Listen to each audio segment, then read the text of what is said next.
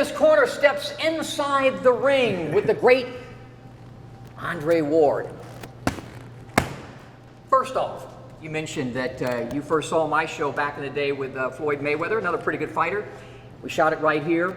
And he said, I'll never forget, he was right over there at the speed bag. He said, so much of what I do, actually most of what I do, is right here in the gym. Preparation. How about for you? I mean, that's everything, you know. In order to do what you do under the lights for a big fight, you got to have not just preparation, but the right preparation. You know, me and my coach, we do a lot of drills, working the same stuff over and over and over for a particular fighter that we're going to fight. You know, just the basics, man. We're always perfecting the basics. In terms of the basic, there is no more basic than the jab. In your case, the left jab, which I feel the most important punch in boxing. What do you think? I agree.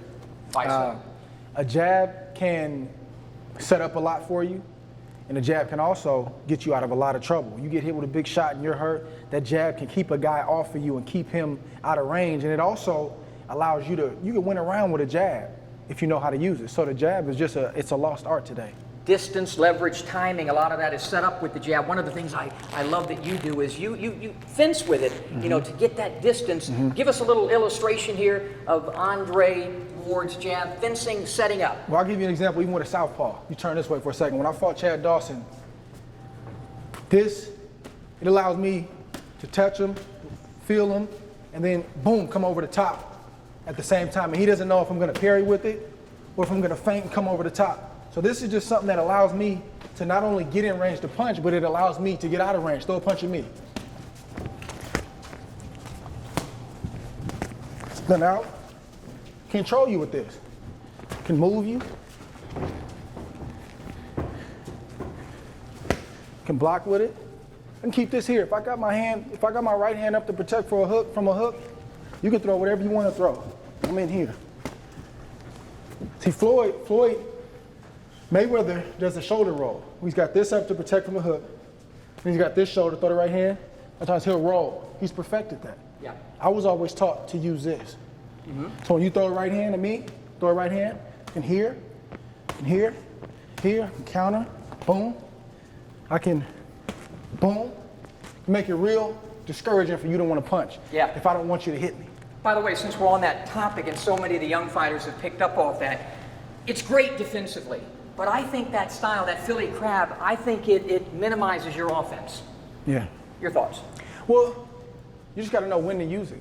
Now, if I want to rest in a round, that's when I go to what we call my prevent. You just called it the Philly crab, where I got this hand up and I'm controlling you. Or if I got a big, strong, aggressive guy, and this is what Larry Holmes did.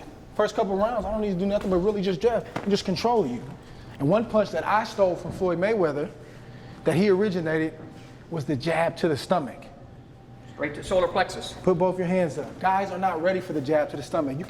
I can look a guy right here, boom, hit him in the stomach. That's a body shot, but it's at long range. I don't have to be in close and be susceptible to short shots myself. I can be long range the first 2 rounds, boom, give me that air. Steal air from them. Boom, it's stabbing them in their gut. That's also slowly breaking them down. I love that term, and it shows you're old school because even though you're only 29, Mike McCallum used that thing, you know, stabbing, and that's an old school term. But that thing to the body, it can paralyze a guy momentarily as well. It's gonna drain you, but then off of just beating you up slowly, now I can bring something off of the jab. I can take you here, and I've hit you there 3 or 4 times, fake, boom, come with the hook. Or if I still want to beat you up with the jab, I can feint, boom, come with the jab. I can do that all night long, and then I look you here, boom, I go back downstairs, and that's just discouraging. That's one of the things I've noticed about you, that you work the entire body. I'm not saying you stray low, I'm just saying you work upstairs, downstairs, upstairs. Yeah. What dictates that? Yeah, everything's a target. Everything's a target. And, you know, I'm a clean fighter. Sometimes things, you know, you hit a guy and it's a foul or whatever, but it's not intentional. But the main goal is I want to beat you up and I want to break you down. And again, and I get caught up in this sometimes. Us young fighters today, we want a clean, knockout, real kind of shot where I don't want to throw. But you got to understand, you may fight a guy with a tight defense and you got to break him down. You can hit a guy, boom, on his arm. You blocked it, but I still hit you. Yeah. Here, boom, boom. You may block this punch, but it hit you. I didn't hit you in your stomach like I wanted to, but I caught you here, and if I hit you there 4 or 5 times around for 10 rounds, you're gonna start to feel it. And then I start to. So you don't always have to hit the target. You don't always have to hit the target. You gotta understand that the whole body's a target.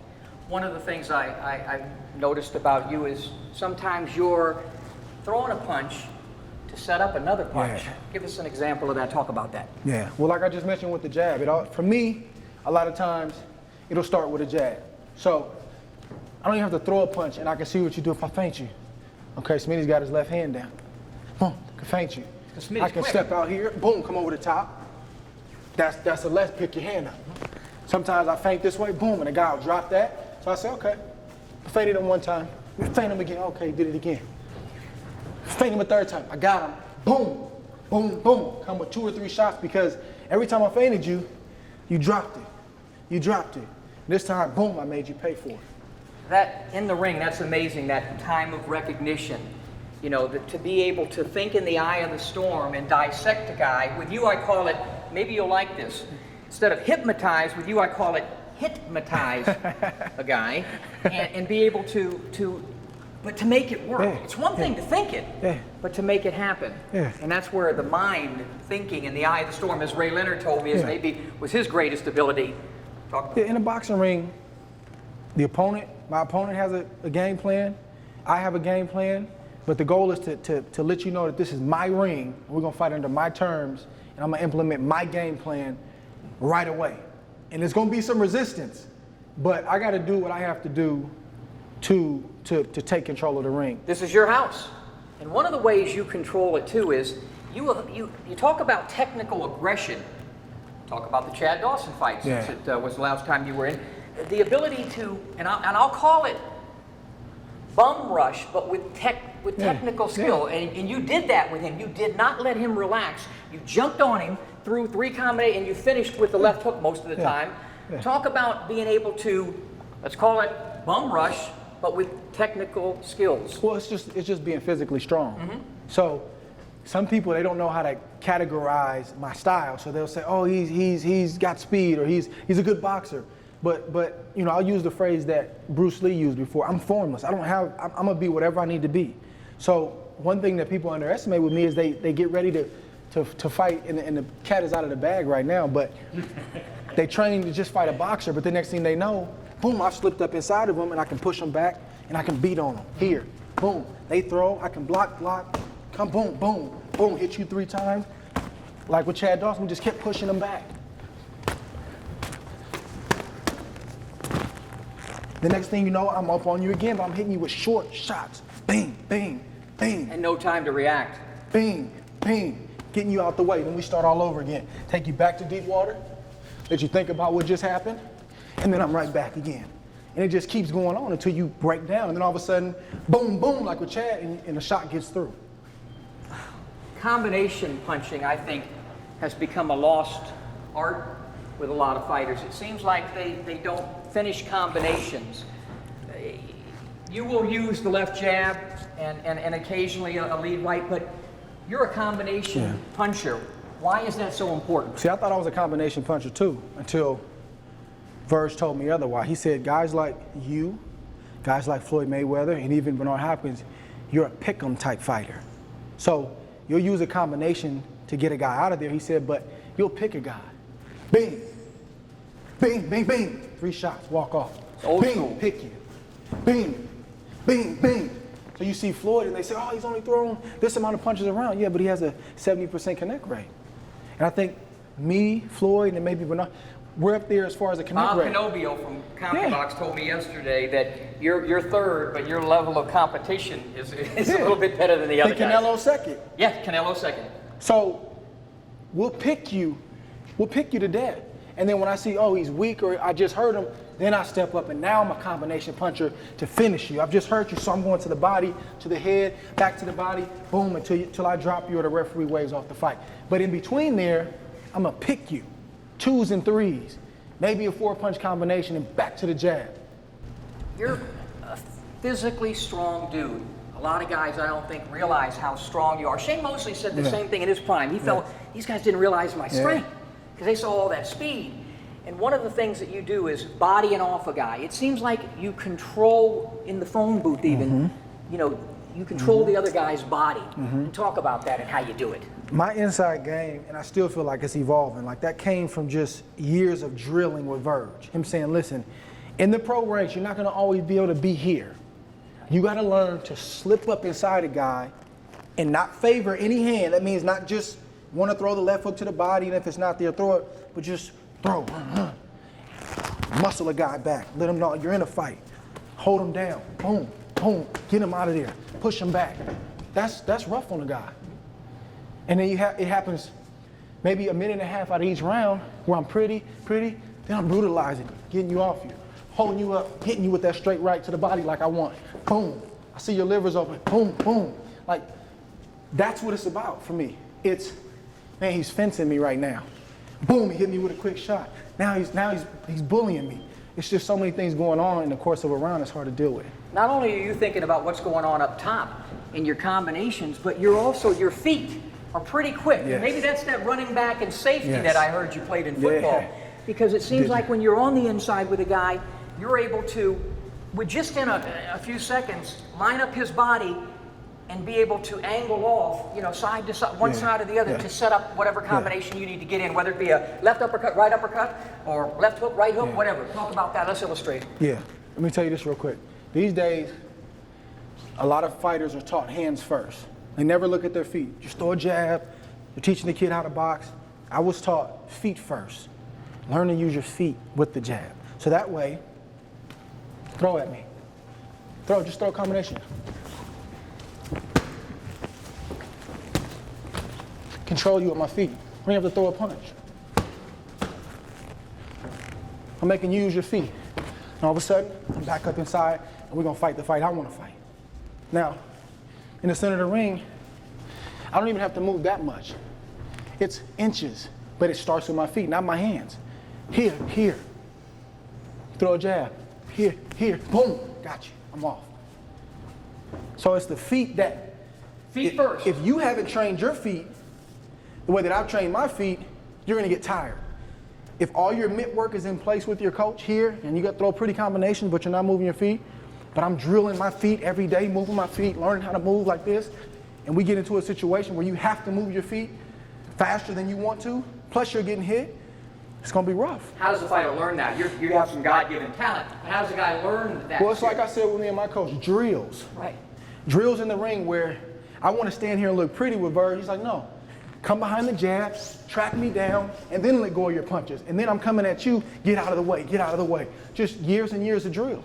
One of the things that I constantly gripe about, probably because I'm old and we never used them in my day. Ali never used them, Ray Robinson never used them, Ray Leonard never, are mitts. And I know they're an effective tool. I know they're important, but they are the most overused thing in boxing with these young kids coming up, in my opinion. I'll just let you comment one way or the other, because I don't know what your opinion is. Well, it just depends on, what your preference is. Some guys never use them. They've been great fighters, like you said. I don't know if Ali ever used it. Never. I don't know about Ray Leonard. I mean, those guys bang the heavy bag. Yeah. But it just depends on, I like it personally because it works my hand and eye coordination, and we're able to simulate a real situation. I can bang that bag, it can sound good, and it can look good, and it's a place for that, to build up my power, work on the power in my single shots. But if this man can create a situation for me where I have to think, react, and then he can come at me with the mitt, and I have to get out of the way like a real fight, for me, that has benefited me. Then how important is it the guy holding the mitts then? Because I doubt everybody works the mitts and knows what to do like Virgil does. I mean, you look at I never looked at this when it came to trainers.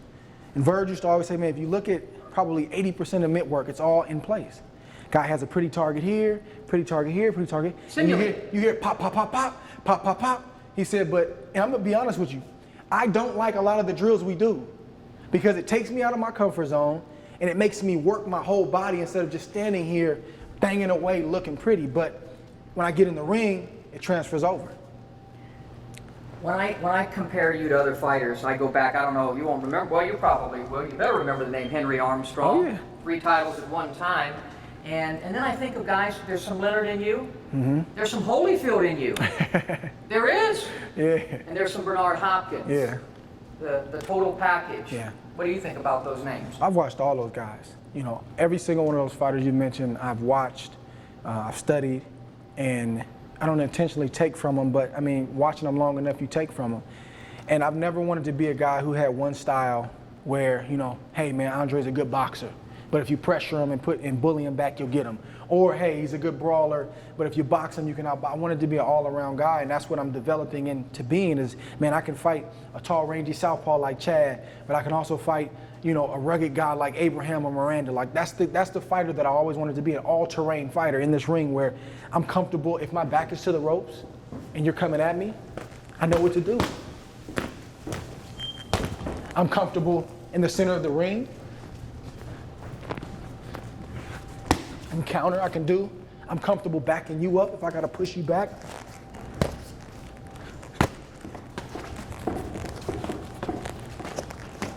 I'm comfortable. This whole ring, I wanna be comfortable. I don't wanna have an area that makes me nervous. Is it important for you to go down as one of the great fighters of all time? Personally, it is. I mean, when I got into the sport of boxing, my goal was to be one of the greatest that ever did it. That's my goal. And I think that's any fighter's goal who's competitive. And I want to have a Hall of Fame worthy career. Well, we waited about 3 years to get this done, but it has been our pleasure, and more importantly, my pleasure, to step inside the ring with one of the greats, Andre Ward. Thank you. Smitty, I appreciate you, man. Thank you.